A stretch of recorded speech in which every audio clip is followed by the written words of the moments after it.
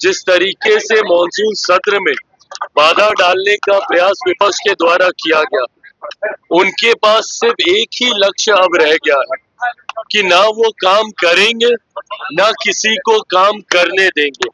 विपक्ष बिहार में भी और यही भूमिका में केंद्र में भी विपक्ष ना काम करना है, ना काम करने देना है।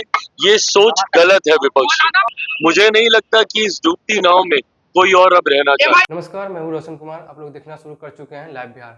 कल से विधानसभा सत्र शुरू होने जा रही है। वैसे में आज केंद्रीय मंत्री चिराग पासवान जी ने महागठबंधन और खासकर नेता प्रतिपक्ष तेजस्वी यादव पर तीखा बयान देते हुए उन्होंने साफ साफ कर दिया, जिसका नौका डूबते जा रहा है उस पर कोई सवार होना पसंद नहीं करते। आइए सुनते हैं क्या कुछ कह रहे हैं केंद्रीय मंत्री चिराग पासवान जी।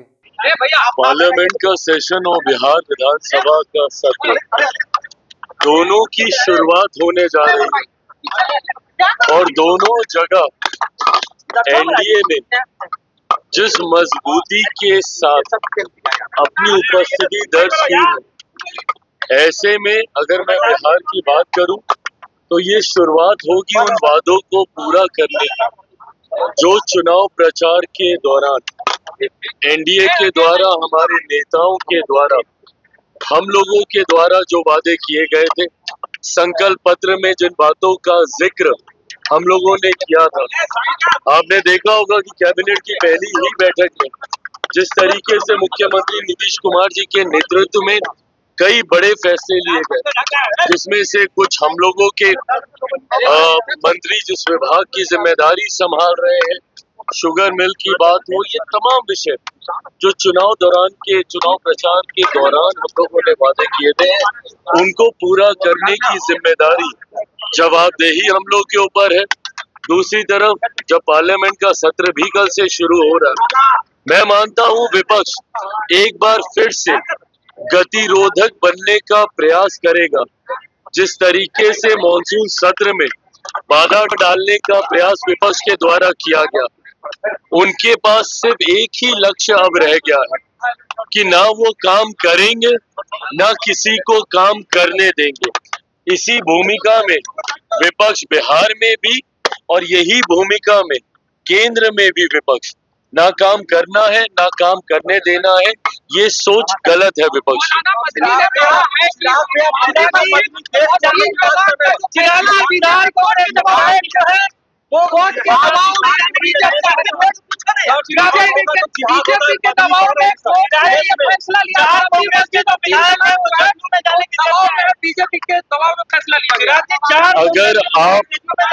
अगर आप न्याय प्रणाली पर भी भरोसा नहीं करेंगे तो ये गलत है ना। आप देश को आप अराजकता में नहीं लेके जा सकते।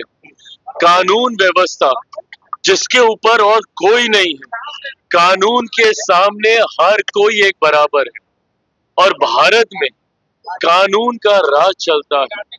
न्याय प्रणाली पर भी अगर कोई भरोसा नहीं करेगा तो इस सोच के बारे में कुछ नहीं कहा जा सकता। भारत की न्याय प्रक्रिया जिस तरीके से बिना कोई पक्षपात किए सत्य के साथ न्याय की स्थापना के लिए कार्य करती है, ऐसे में अगर आप उसको भी किसी राजनीतिक दल के दबाव की बात कहेंगे तो आप बुनियादी ढांचे के ऊपर प्रहार कर रहे हैं। आप न्यायिक ढांचे पर प्रहार करके कहीं ना कहीं अराजकता का माहौल देश में उत्पन्न करना चाह रहे हैं।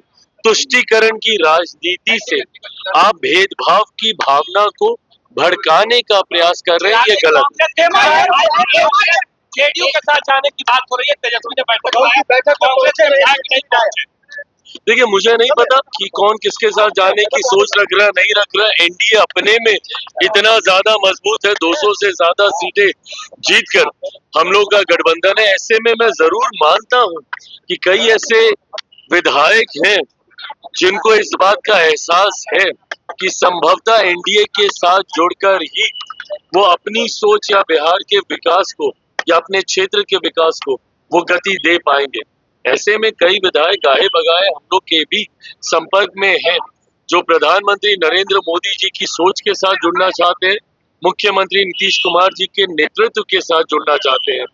कब कौन किसके साथ जुड़ रहा है ये मैं कह नहीं सकता, बट विपक्ष इस तरीके से पूरी तरीके से धराशायी हो चुका है, मुझे नहीं लगता कि इस डूबती नाव में कोई और अब रहना चाहता। तो सुना आपने क्या कुछ कहते नजर आए केंद्रीय मंत्री चिराग पासवान जी। तब तक के लिए बने रहे हमारे साथ। बहुत बहुत धन्यवाद।